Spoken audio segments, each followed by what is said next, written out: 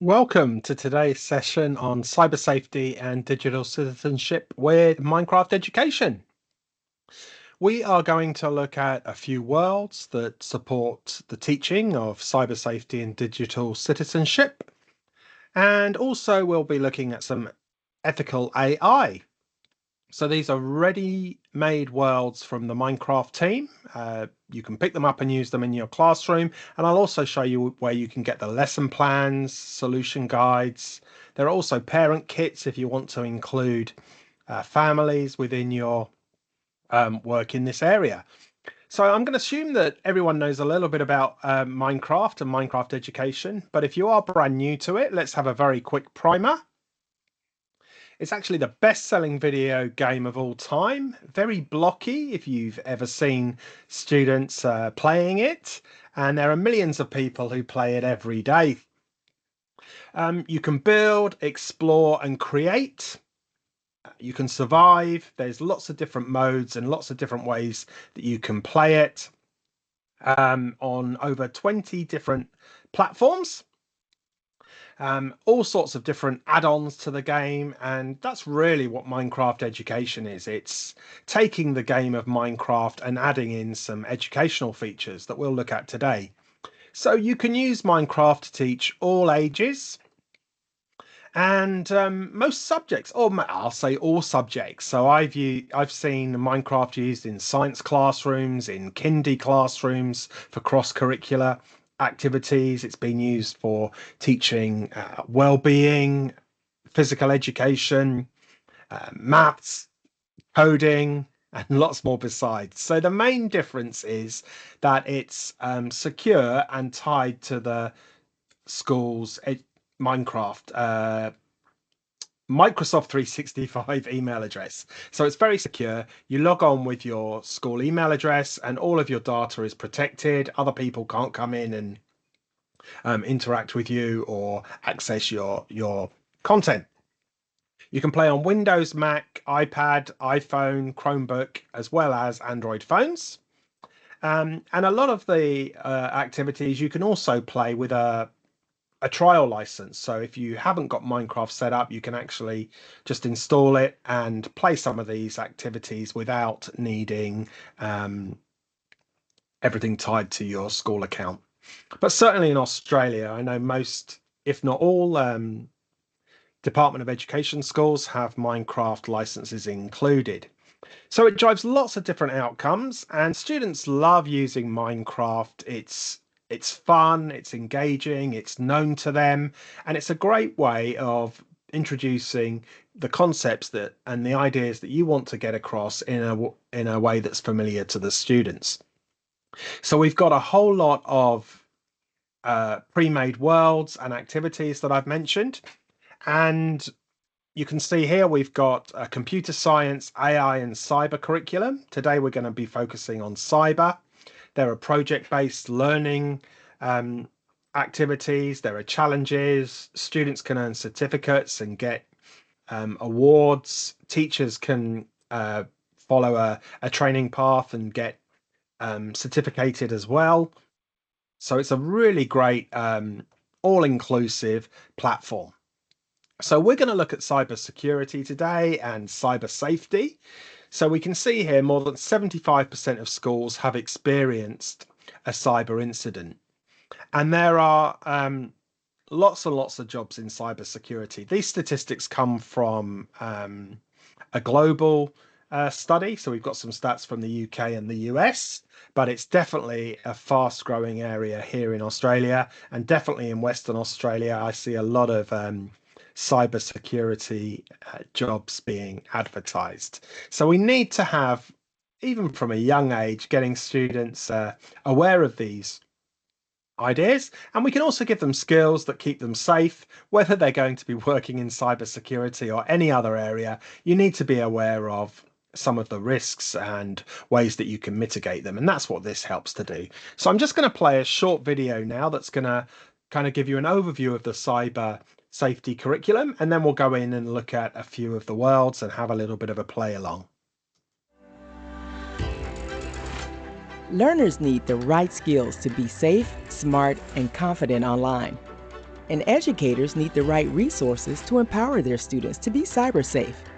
Minecraft Education's cybersecurity curriculum helps learners of all ages become proactive cyber heroes, protecting their data, using the internet safely, and modeling digital citizenship. This standards-aligned curriculum incrementally introduces cybersecurity concepts across different grade levels, providing the foundational skills students need as their digital footprint grows. In the Cyber Safe lesson collection for students aged 7 through 11, learn the basics of personal safety and digital identity, both online and in real life. The Cyber Fundamentals collection for ages 10 through 14 covers defense strategies for cyber attacks on home and school networks. In Cyber Expert lessons created for ages 13 through 18, explore encryption and clever strategies to counter hackers. Each world features a lesson plan and educator guide. Get your students cyber safe and build the skills they need in our increasingly digital world. Learn more at aka.ms/cyber. Fantastic. So I'm going to just show you where that could be found, and I'll put the link below as well. So this is the cyber safety starting area. Teach online safety with Minecraft. And if I scroll down, this is the latest world. This just came out a few weeks ago, called Bad Connection. That's available for younger students. And we've got a lesson plan for educators, activities that you can do with parents and so on. And if we scroll right down, we can actually see the different lesson collections. So for the younger students, we've got Cyber Safe, and I'm going to start off with Cyber Safe. I'll show you a world from here, a world from the Cyber Fundamentals, and a world from the Cyber Expert as well. So this is really the starting place. There's training and there's extra resources, a curriculum guide, a security toolkit for IT managers and so on. So definitely the place to start is here. But we're going to start today by looking at one of the cyber safe activities. So if I just scroll down, go into cyber safe, you can see there are currently 6 lessons. And I'm going to start today with this one called Home Sweet I think it's fun and creative. So I'll just show you what the lesson plan page looks like here. We've got the world, there's a video, and then kind of an overview of the activity, the learning objectives. There's information for the teacher, how you can prepare for this, what the guiding ideas are, what the students actually do, griefers and trolls and strangers, is it okay to share your password, and so on. So there's lots of detail on the page, but then there's resources that you can download. So there's an educator guide. I think I've downloaded that here. Yep, so there's an educator guide that just kind of introduces it, shows you screenshots, what you've got to do in each activity, all of that sort of stuff. And then you've got a presentation deck, so you can actually edit this PowerPoint and show it to your class and so on. So lots and lots of great resources there. So how do you actually find the world in Minecraft? Well, if you've got Minecraft installed on your computer, you can just click open in Minecraft and it will open up. But if I've got Minecraft here, this is when I first logged into Minecraft. I can actually browse to the relevant place in the library, or I can search for it. So when I click play, I'm going to go to the library and I can go to computer science, lots of different activities here, but we're looking at the cyber one. And then you've got those sections that we heard about. So cyber safe, and these are all the cyber safe worlds that are available. If you click on one, it gives you a little bit of information about it, what the learning objectives are, and so on. And then you can just click create world.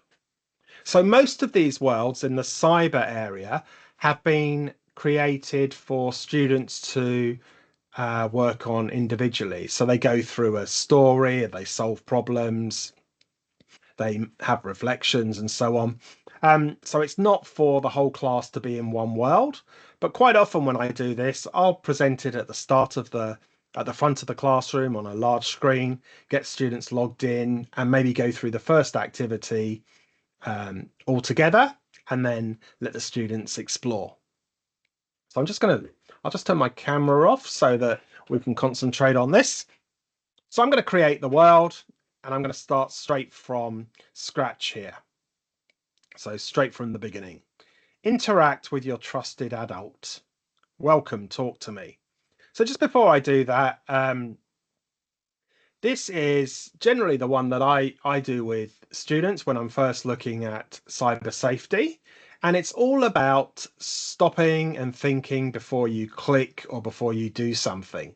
So all throughout this game, you're asking for help from a trusted adult. So that's kind of the normalization of that if we're not sure about something, let's go and check with our trusted adult. So now back to the game. So I'm going to talk to this trusted adult. Welcome home. I'm your trusted adult. I won't read it all, but it's important to stop and think before you click. Someone is at the door.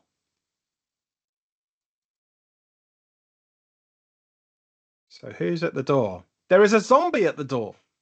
Let's stop and think if we should open the door. Let's say So that's the whole kind of theme for this world, is saying and thinking about any decisions. Does it look right? Is a zombie a stranger? Does it feel safe? Are we going to open the door or do not open the door? I'm going to open the Oh, no, I clicked the wrong one. Whoops. Do not open the door. That's it. Great job. You made a choice that kept you and your family safe. Don't forget to stop and think before you click. Okay, so now we're going to introduce the Iron Golem to take the zombie away. And we can watch that play out in the background. There's the zombie being taken away. Fantastic. On with the game. I heard a notification on the computer. What could it be? Okay, there's my computer. If you aren't familiar with Minecraft, you'll notice in the bottom left, I can show the control tips, which tell me how to navigate left, right, up and down, etc. So that can be quite useful. I'm using a keyboard and mouse. You would be using the touchscreen controls if you were on an iPad or a touch device. So let's look at this computer. You have an invitation to play on a Minecraft game server. Hey, it's Hayden from school. This cool new game was just released. If you're allowed to play, let's team up. My username is MindGamer1212. Can you join me now? Let me ask my trusted adult. I've got to remember their username, MindGamer1212. Okay. Interact with friend. Oh, here we go. I'm in a minecart. Oh, traveling down a little path.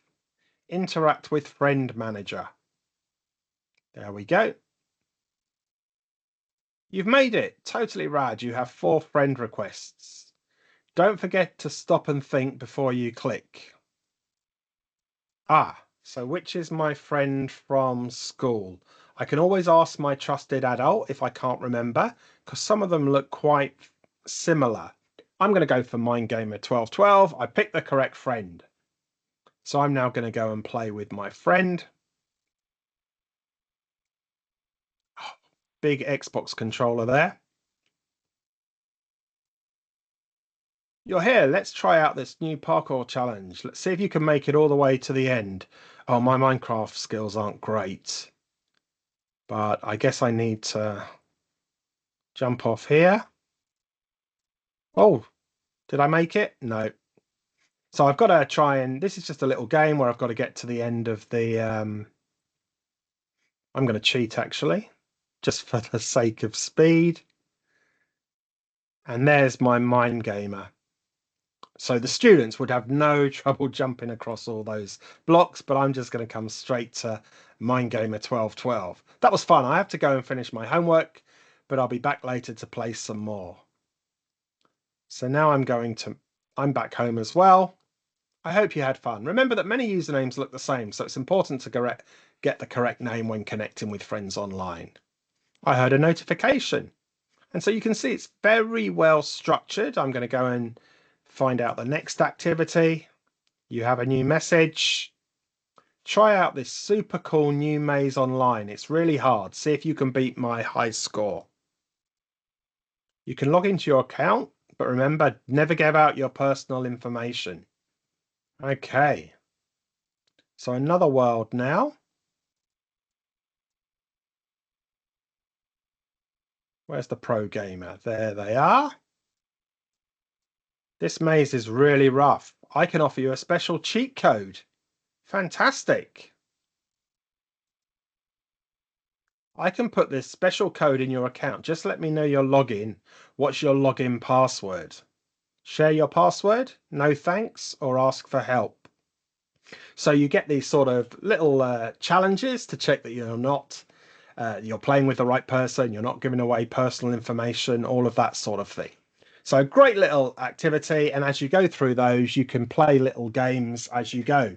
So in this one, we've got a maze to find our way through. I'm not going to bore you with my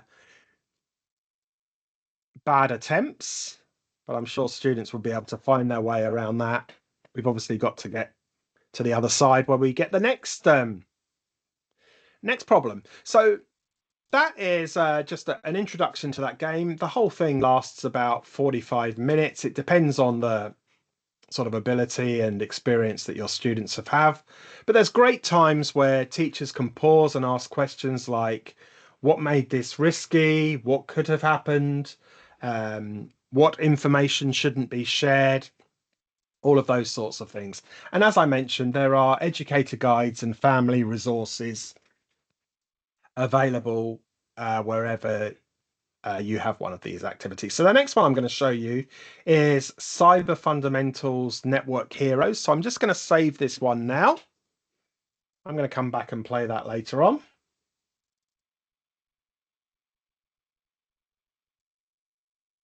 Okay, and you'll see it's uploading to the cloud. So because I've logged on with my user account, I can go back to my worlds and carry on where I left off. Everything is backed up on my OneDrive. Now I'm going to go into library, and I could go to computer science, cyber fundamentals, or I could just type in the search network heroes. And there we have it. An epic battle against a mysterious mastermind attempting to circumvent your school's network security. Okay, so students will be able to articulate the components that make up a local area network. They learn about wide area networks, how information travels through a network, the importance of encryption, passwords, and so on. So it's it's got some quite good links to the computer science and digital technologies curriculum as well, and is more for your lower high school age students. But I'm just going to play a little bit of this to show you that it's got a slightly different feel. And so this is all about rather than cyber just being rules like don't give your password or don't share information. This is all about how systems work. They don't just hear about networks, they actually build one in this game. So things like LAN, encryption, security, these are all things that students can kind of get a real feel for. So I'm going to go in and look at this world. I'm just saying that I'm on a keyboard. Do I want to do a tutorial? I won't, but you might like to. No. Yes, I'm going to skip the tutorial. Okay. Cyber fundamentals.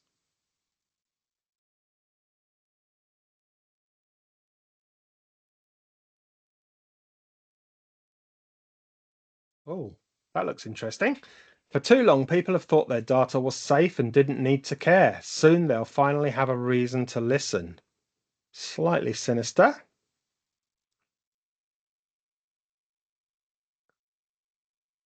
This looks less sinister. A school classroom. So we let the game play out. There's a few little animations in between, and then there's activities for students to do.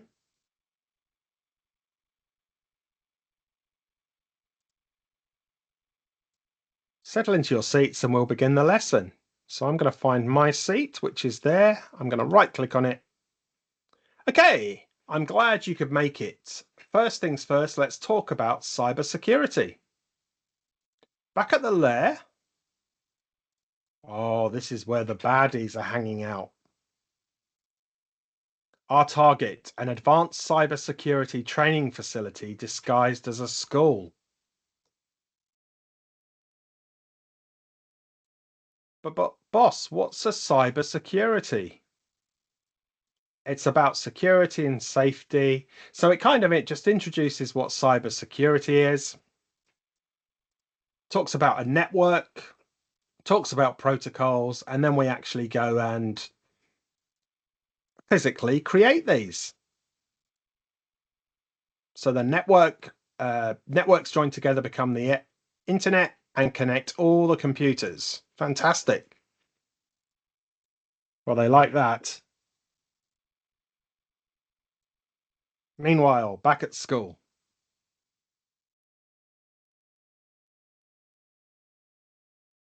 Let's start our first practical lesson. Here we go. Since you were late, Amal, how about you kick us off today? Right-click the computer. There it is. And it puts a little path so you know where to go. That can be really helpful, particularly when you enter some really large rooms.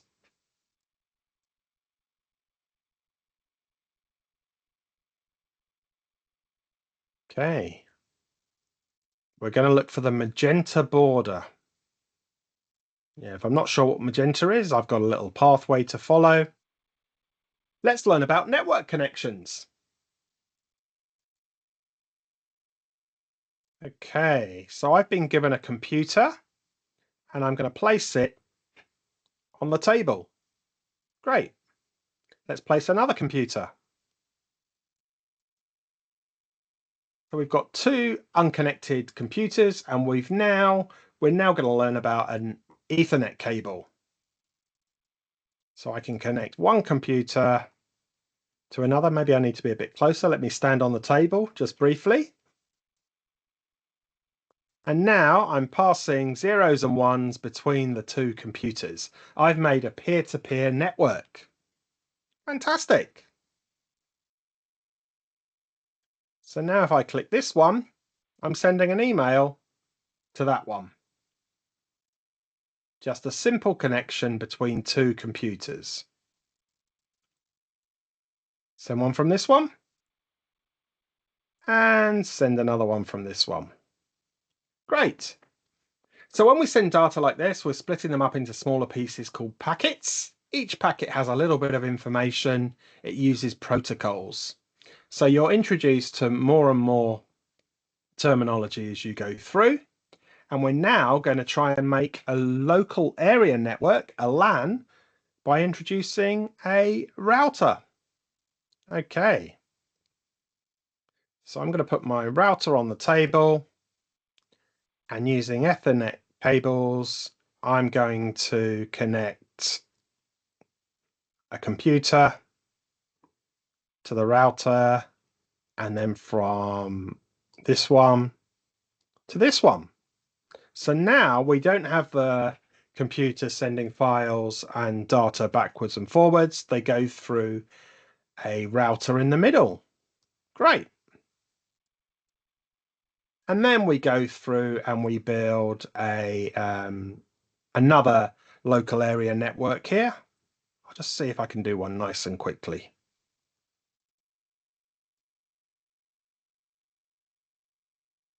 Yeah, I think the students would be about 10 times faster than I am. They might not even need to stand on the table as well. But you get the idea. We've got a local area network here. We've got one here. Let's build one more. two computers, a router, and then we'll connect them with an Ethernet cable. Great. Now we're going to connect all of them together. This one to this one, this one to this one. Oh, we're sending lots of data around. We done it. We have. So now we've created a wide area network, a WAN. And then we're just going to send some data across the different networks. Send this one. And we'll do one from here. And we can see, there we go. Uh-oh, something's happening. That doesn't look good. How could it be the security console alarms? So now I've got to find my way to the security console. My brilliant network has got a problem.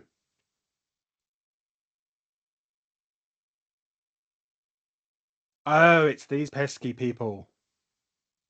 We've breached their network. Our cyber attack has begun. Extract their data before they encrypt it. So we've now got a character here who's going to try and steal our data, the packet thief, and we have to now encrypt our computers to protect them. I won't go any further with that, but you kind of get the idea. There's a nice little story to follow. You pick up different terminology and you see practically how to build networks, protect them, and you go through various stories like that. So I'm just going to pause that there. Just close this down. And I'm going to exit that. So that's just an example of the one of the cyber fundamentals where you're actually looking at creating networks. So I may have paused there after I did that activity and ask about what are we protecting, where might weak passwords show up in real life, what makes a strong password, what sort of security do you have at school. You could actually talk about what you actually have in place in school and how that ties in. So a great crossover with digital technology and computer science. Excellent. So the final one I wanted to show you from this series was the one of the cyber expert ones. So this is more for upper high school. So I'm going to go and I'll go to the web and cyber expert. There are 3 lessons. I'm going to just do you a quick overview of lesson 1. So we're going to defend a castle. This was actually developed with the Florida International University. So you learn about encryption, decryption, integrity, social engineering. And just as before, there's an educator guide. There are PowerPoint slides you can download, a book that the students can put their findings in, and there's a solutions guide, which is always useful once the activities start getting quite tricky. You can always go to the solutions guide. So I'm just going to give you a quick look at this one just to introduce the kind of style of this one. So I'm going to go to library, computer science, cyber expert, and we'll start with cryptic. So defend the castle. Yep, I'm just going to go straight in and create the world. So I really like the fact that these are all quite self-contained. Students can work through them. If they get stuck, they can start again. There's lots of inbuilt help and really fun, engaging story, introducing concepts relevant to the topic as they play through. Speak to the owl. There's the owl. What am I going to do? Are you okay? Are you okay? What? I need your help to save the city. There's a portal. Okay. I come from a more advanced kingdom through there.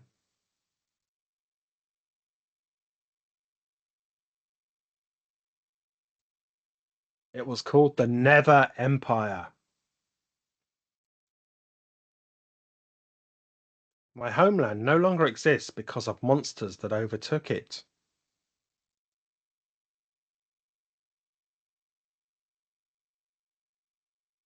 Interesting. The portal your people have created, the monsters will find it and come through. Okay, so we've got to keep the castle safe by learning some sophisticated cyber safety techniques. And we've got a talking owl that only I can hear. Interesting. Well, of course, I'm going to help you. You better go and report to the guard in the castle. So again, I'm going to follow the white markers. See if I can find the guard.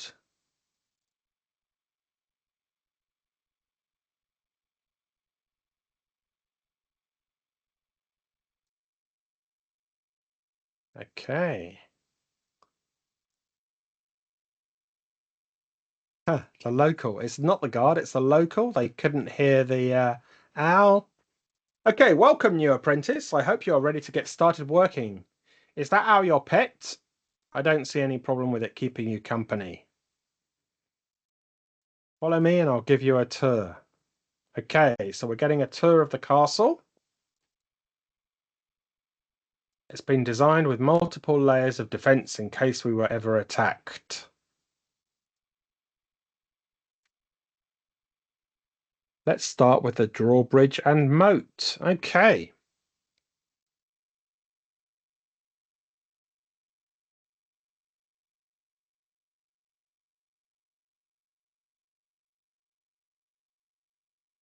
We have a team of soldiers that guard the castle day and night. They apply a set of rules on whether certain people are allowed in. Once inside the castle's courtyard, we can close further gates to protect the inside. This approach helps us protect the king and the people of the kingdom from attacks. Okay.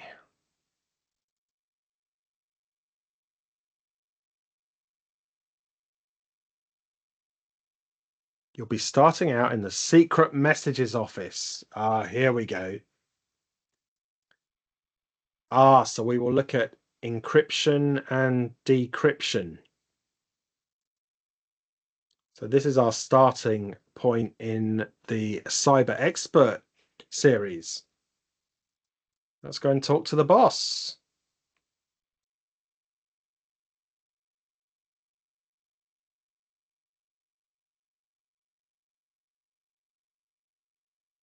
It's a long way up.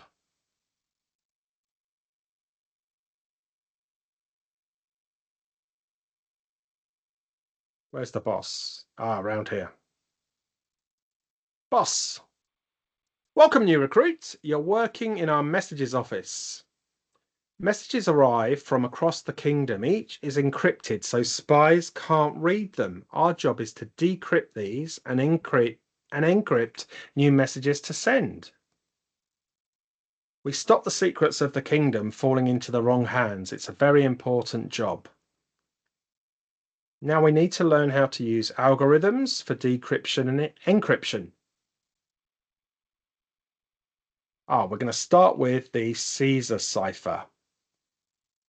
So a single digit Caesar cipher uses one number to transpose or shift letters. For example, shifting the letter F by 5 gives us A, because we go back FEDCBA. 5 jumps back.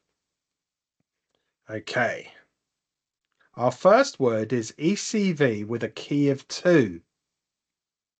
So that means we go back 2 letters in the alphabet for each of these to encrypt or solve the message. Oh, so there we go, ECV. And if I click here, 1, 2, our first letter is C. Oh, I can do this. Our next letter is A. And by shifting this by 2, the word is decrypted. So that's how a Caesar cipher works. This time you must use the green lever to check which letters you got right, and you can use the red one to reset your attempt if something goes wrong. Here's a message I just got from the court accountant. You can find the decryption key you need in the safe. The PIN is 2468. We will receive 15 deliveries of grain from this month. Okay. So it's the court accountant, that's in bold, in green, and the PIN is 2468. Okay, so that's the green one I used to check the message, and the red one to reset it.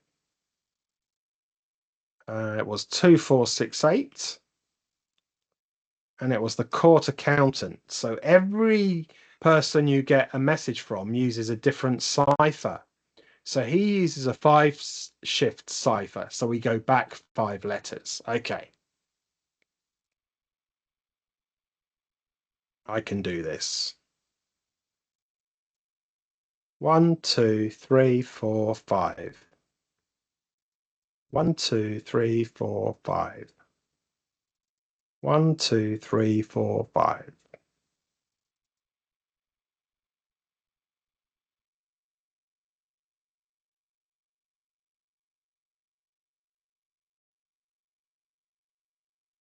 I've done this right. I'll have a word.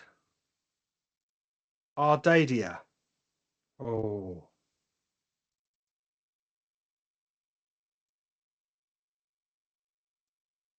Oh, most of them are right. I think I just maybe clicked that one 4 times. Arcadia sounds better. Let me try that. Great. Sometimes we also use multi-digit Caesar cipher, which has many numbers to transpose. For example, shifting the word GDUW by 431. So you shift by 431. So the first one you do by 4, the second letter you do by 3, the third one you do by 1, and then you repeat it. So a bit more complicated, but a bit more secure. Okay. I won't go through that now. I'll leave that to you, but you get the idea, and it gradually gets more and more trickier. I always, with these sort of more advanced ones, I'll have a piece of paper. I'll make notes at the side as well. So I think that's a really useful world. And the great thing is, as I mentioned earlier, all of the worlds have a teacher guide and a list of solutions. So you can always refer to those if you're going through this with students. So definitely worth checking on this one. Okay. So I'm going to just go back and talk a little bit more about the different activities. So I showed you an example from each of these. The primary ones, the lower secondary and the upper secondary. I don't think I've got the ages particularly right there, but you get the right idea. So all of these are available in the cyber safety world. There are also some really good worlds linking AI with cyber safety. So this is a world that came out last year. Cyber Safe AI Dig Deeper. And I'm just going to play you a short kind of introduction to this. Our world is rapidly embracing AI. Now is the time to help students understand and use this technology responsibly. Introducing CyberSafe AI Dig Deeper, the newest adventure in Minecraft Education's CyberSafe series. In this lesson, students will encounter AI tools in creative challenges at home and at school. They'll test prompts and evaluate the AI's output while navigating its capabilities and limitations. They'll learn the importance of their human intelligence and judgment in ensuring valuable AI interactions. And they'll have fun while accelerating the creative process. This adventure is packed with challenges that allow learners to practice using AI. Sometimes succeeding, sometimes failing, but always discovering. Build digital citizenship skills and help your learners become confident, responsible decision makers in this AI era. Explore the Minecraft cyber curriculum and start with CyberSafe AI Dig Deeper today.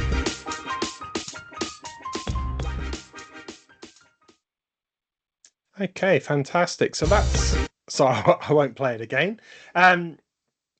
But when you're introducing AI, this does it in a really safe way. When you're using AI in that world, you're looking at verifying your output, you're looking at bias, whether you're using personal information, those sorts of things. So it really brings digital citizenship into AI literacy. And it's not about banning AI or saying you can't use it, it's about questioning it and using it effectively and ethically. And that's what students are asking for. They want to know how to use it correctly and safely.